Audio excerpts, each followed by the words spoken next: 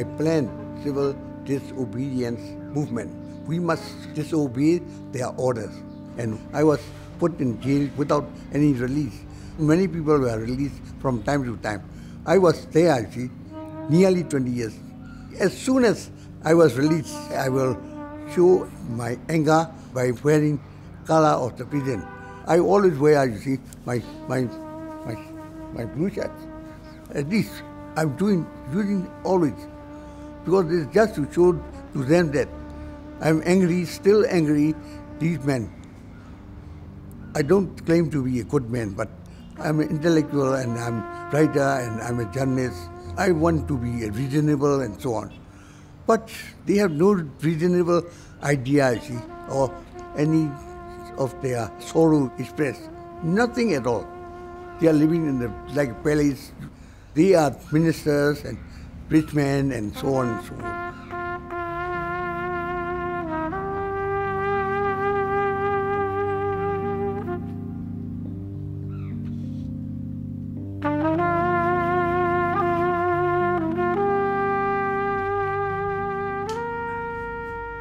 Journalist, writer and co-founder of the National League for Democracy, U Win Tin is no doubt one of the most important symbols of the struggle for democracy in Myanmar, or Burma as it is sometimes still called. He witnessed half a century of military dictatorship and was a political prisoner for almost 20 years. Keeping your sanity is crucial, you said, in prison. Well, you see, of course, I was never sorry about all my things, you see.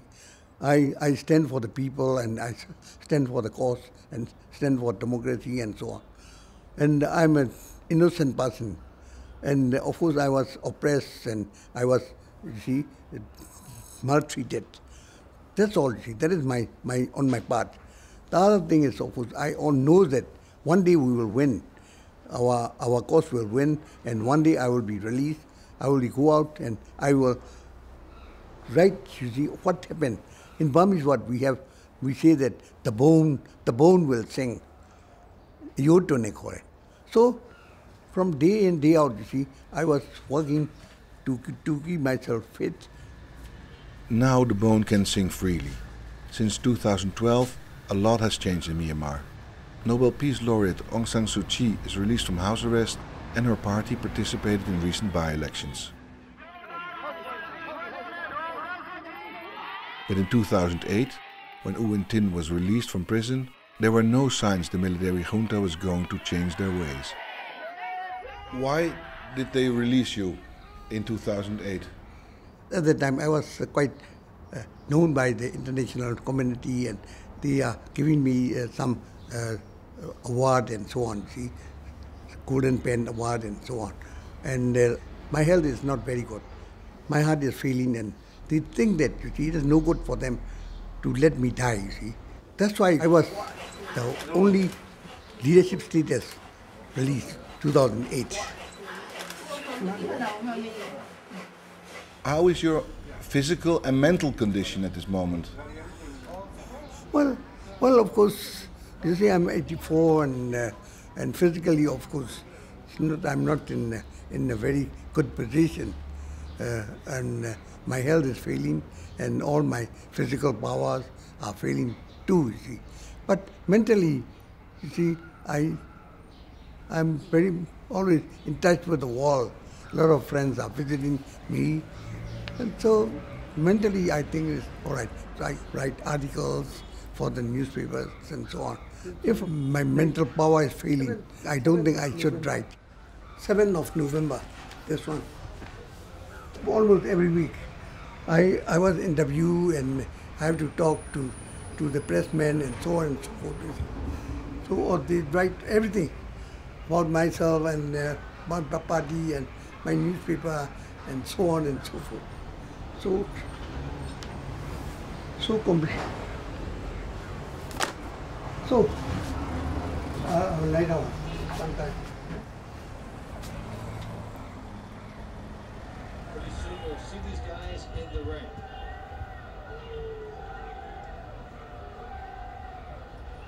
Early today they had a Big crowd assembled outside of here. You had to go quite a distance to park your car. Alvarez's nickname is Canelo. And I came to get my rent-a-car in Los Angeles. One worker called back to another worker.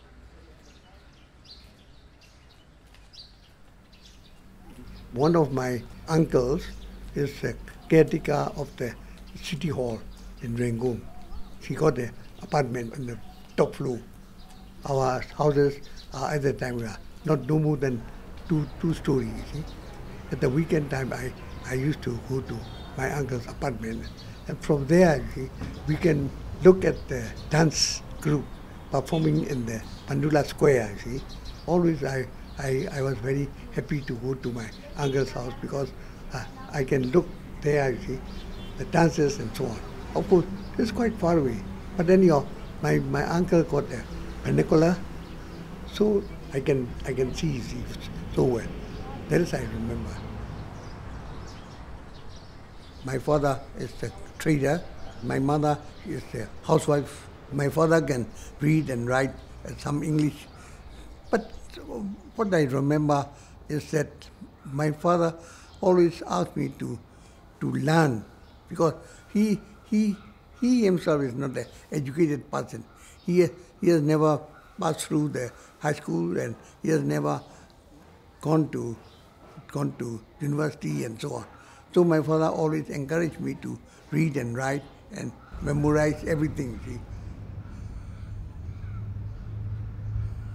In the years before the Second World War, there's a growing resistance towards the British rulers.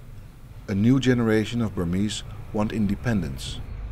My father is not politically conscious, but in my family there are a lot of young men, politicians and so on. And say for instance, one of my relative, my uncle, is a member of 30 Comrades. The 30 Comrades is a group headed by Aung San, father of Aung San Suu Kyi. After the war, Aung San will lead Burma to independence. But when the war starts, he chooses the side of the Japanese. The young Win Tin experiences the war for the first time in 1942, when the Japanese are at the gates of Rangoon. Win Tin's family flees to the countryside. Japanese are making propaganda. Rangoon will be bombed. You should go away, and so on and so on. So we moved. I was about 10 years old, and we have to go to the train station, and then we have to wait for some time because it's too crowded. Everybody is struggling here. We feel so tired. Of course, we really are wondering where we are going. Once we are in our small town, it's very happy because not like in Rangoon, there's open air and there are big trees, mango and durian and so on. There's no electricity in the small village. Once it is sunset, you see, it is not easy to sit down, you see, in the evening because there are a lot of mosquitoes and so on. So you go inside the mosquito net. My mother told me fables and stories and about the books and so on. That's all. Soon it becomes clear the Japanese don't have any good intentions with the people in Burma. Aung San and his Burmese army join the Allied forces and have to flee from Rangoon.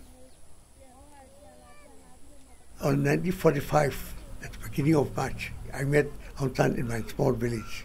He was at the time chief of staff of the Burmese army, and one of my uncles is a close comrade of Aung San. He left Rangoon at night and he arrived in our village. At that time I was 15. I have to bring some water to him, bathing water from the well, you see, because he is a guest. So, and then he was bathing. I understand you saw Aung San naked. Yeah, something like that, yeah. And after bathing, I asked Aung San that I would like to join the armed military.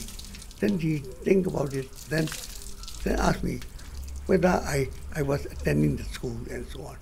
I said, yes, when the school opened again, I will be about 8th student.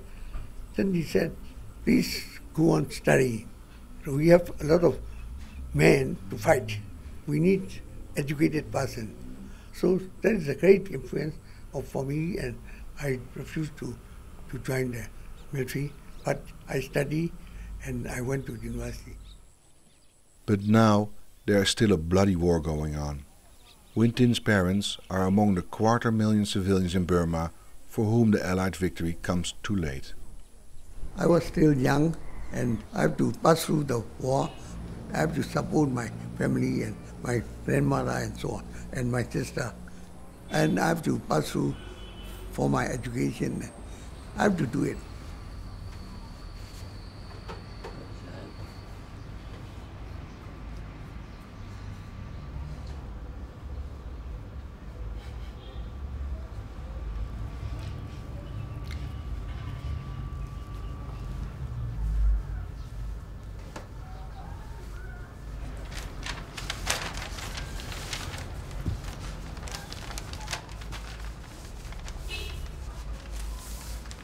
After the war, Win Tin can go to school again. And for the first time he can feed his big appetite for information. During the Japanese time, all the country was closed, no radio and so on. So after the war, of course, it is free, but at the same time, radio are very expensive and we have no enough radio. So in our time, for instance, in our small town, we have only about three or four radios for the whole town, see, for thousands of people. So to listen to radio, we have to go to their house.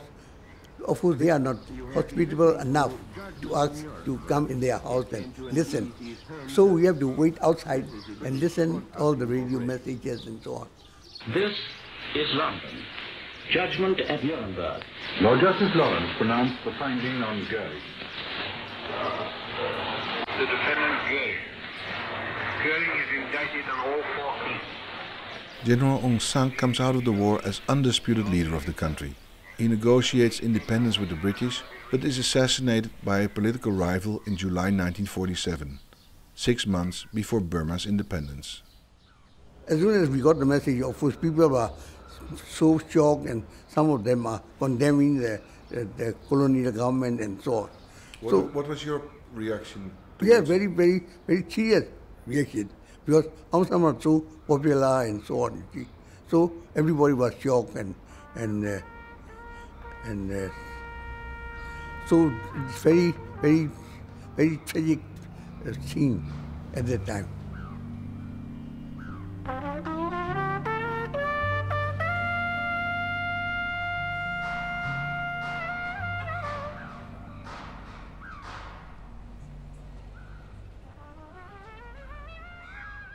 I was attending the university just to get the degree, to sit for examination and so on. But actually, what I really intend to become is a journalist. So I went out and to join the journals and newspaper. In its first years of independence, Burma is destabilized by civil war. After 6 years of struggling as a journalist, Win Tin decides to broaden his horizon. In 1954, he applies for a job as editor for an international magazine called Jambatan, published in Amsterdam. What was your ambition to leave your country and go to the Netherlands? Our country is still poor, so I think it is better to see how the rich country live and how people live there, what the people think there, and so on. So I think it is good to leave the country and have a sort of study there.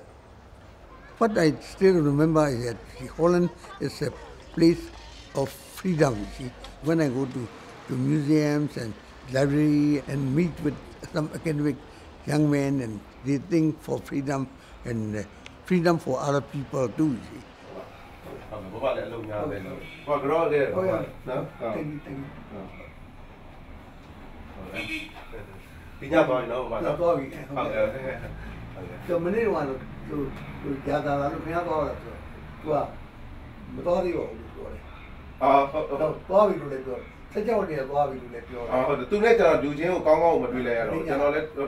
သူလည်းအလုပ်များကျွန်တော်လည်းအလုပ်များတယ်အဲ့လိုဖြစ်နေတော့ဟုတ်ကဲ့ဟုတ်ကဲ့ပါနော်ဟုတ်ကဲ့ Yeah.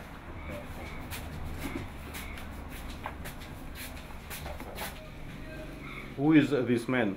So this is a broadcaster in RFE. He wrote a book of poetry, and he asked me to write introduction for that book. After 3 years in the Netherlands, you come back to Burma. What was your impression? Well, impression is that you see my country is very static, no movement and no change at all.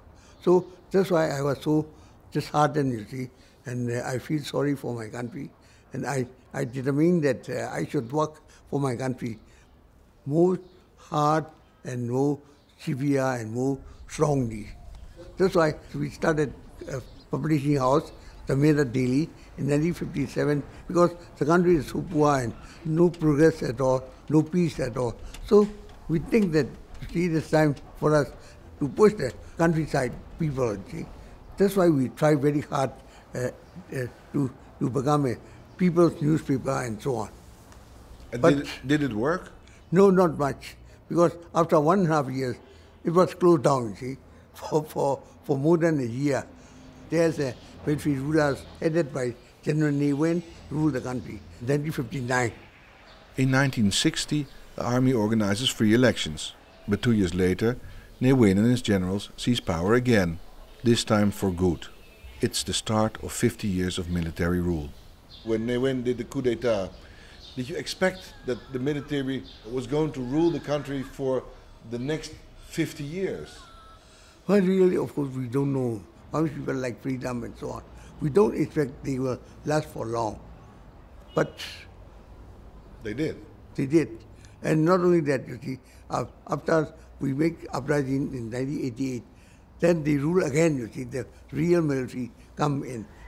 And still they are ruling the country, you see, like Thein Sein and Chiman and so on and so on. Most of them are former military leaders, former generals and so on. In the 60s, journalists regularly end up in jail.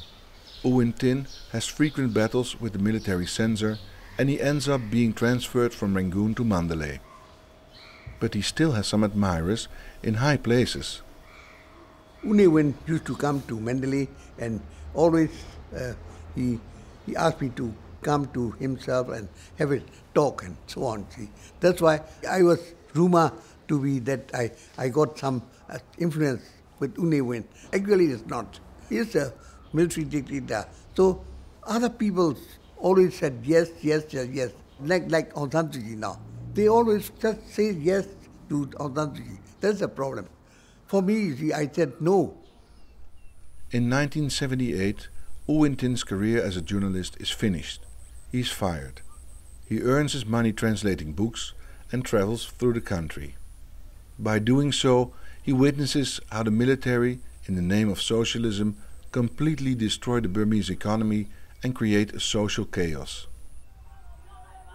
In 1988, a spontaneous people's uprising creates even more chaos. At first, the military hides in their barracks and lets the crowd rule the streets of Rangoon. A group of intellectuals and former military officers try to create a political solution for the chaos. Their leader is the daughter of General Aung San Suu Kyi. She asks U Win Tin to help to end the mess the generals left behind. And Win Tin becomes one of the leaders of the National League for Democracy. Did you have political ambitions at the time? No, not at all. I joined the uprising as an ordinary person. Even Aung San Suu Kyi was not known, you see, to the people. So most of you were newcomers in politics? Newcomers, yes. Newcomers in politics. When it becomes clear the people support Aung San Suu Kyi and her NLD in great numbers, the generals decide it's enough. Again they take over the country. In reaction, U Win Tin wants to start a campaign of civil disobedience. But before his plan comes into effect, he's arrested. As soon as I was in jail, the very first night, I was called by the military intelligence. I made shouting and so on, argument. I refused to go along with them. But you see, inside the prison, there is a department of military intelligence, and they said that I can't help, I cannot refuse, and you must go that way, because everybody has to go that way, see. Like everybody, I was called up and without sleep and without eating for 5 nights and 6 days. My face was hooded, and there are some, you see, such spotlight and so on. Then they ask me questions and so on, without, you see, when they don't like the answer, somebody come and blow me up and so on. See. So after some, the torture started again and again and again, see. So after a year, nearly after 4 or 5 months, I was, all my tooth were gone. So that was in 1990. So you live behind the bars and you have to eat hard rice and so on. How to make you are chewing without any teeth is impossible.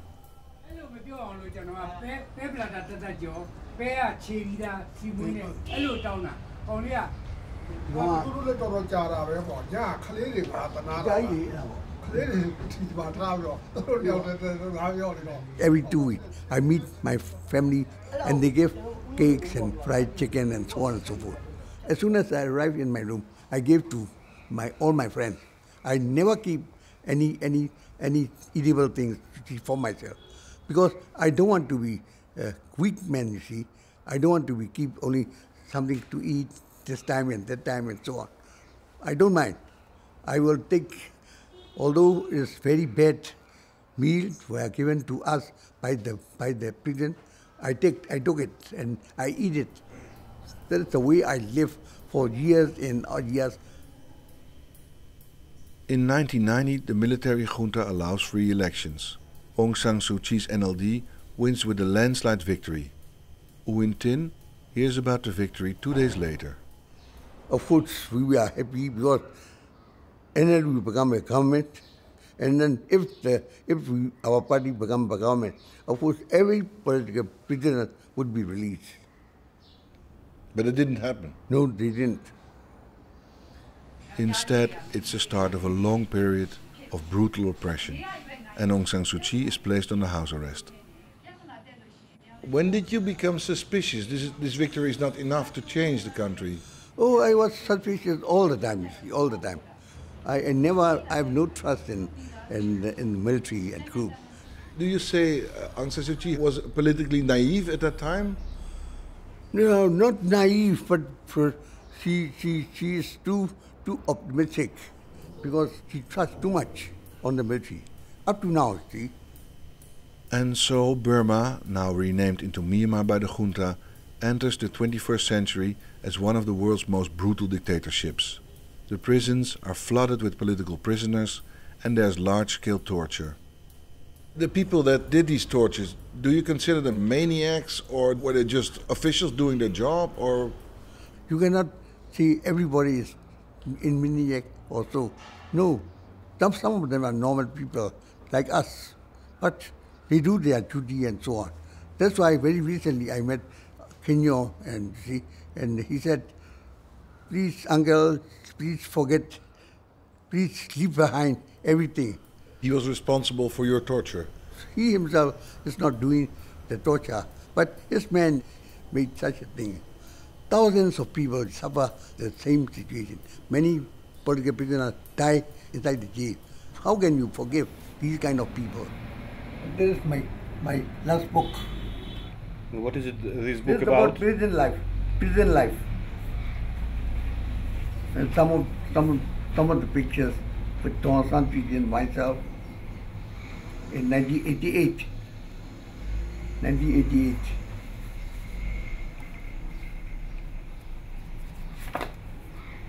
And this is a picture done by American congressman in 1995. In 2008, U Win Tin is released because of his poor health. But there's no sign the country is going to change. Still, U Win Tin refuses to leave. Instead, he's one of the few dissidents inside Myanmar who regularly meets with foreign journalists. And in the summer of 2010, he starts a sit-down campaign to end Aung San Suu Kyi's imprisonment. There seems to be change in the air, and a few months later Suu Kyi is finally released. U Win Tin can shake her hand for the first time after 25 years. Only the leaders group are allowed to go inside her house. Then she said she must greet also to the people outside. Such a moment. This is not owned by us.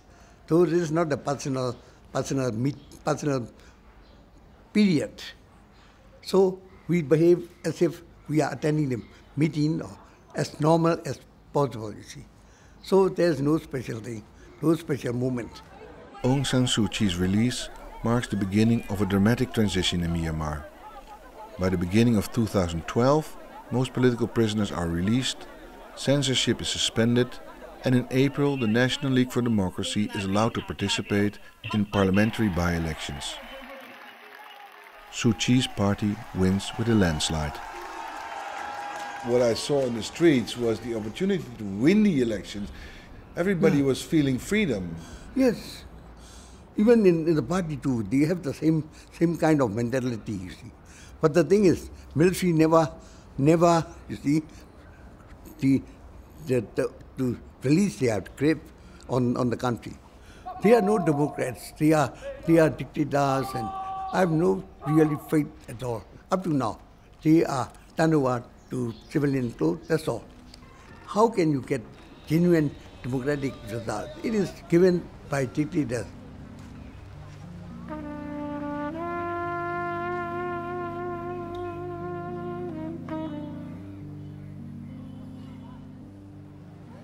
Is the final objective for the coming 25 years democracy, or is it the welfare of the people?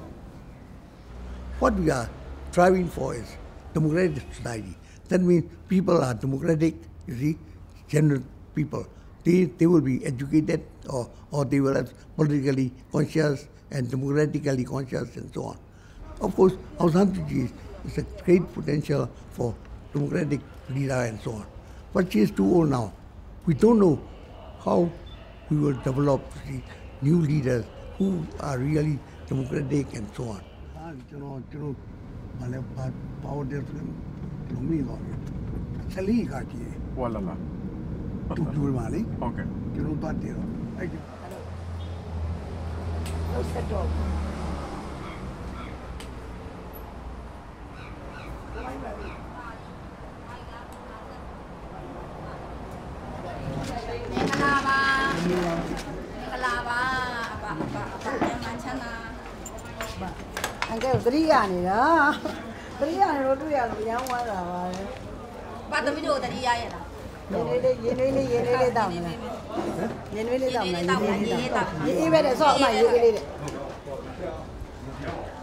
Can you die, or are you still needed? In Burma, we don't believe in God, but we believe in next life. For any religious person, if you ask, of course, he will say that, oh, I don't mind. If I die, of course, I will be with next life, or maybe I will be reborn again, and that new life, I will be democrat, and I will work as a democratic person and so on. I don't believe, of course, but anyhow, you see, I believe that whatever I should do in this life, I should do. If I do it, you see, enough, I think that will help. That will contribute for the new society and new life. It would be good if you continue working for democracy in the next life. Of course, I will be happy in the next life to be a democratic and a free man and maybe even a journalist. I will be happy. But there is another thing, you see.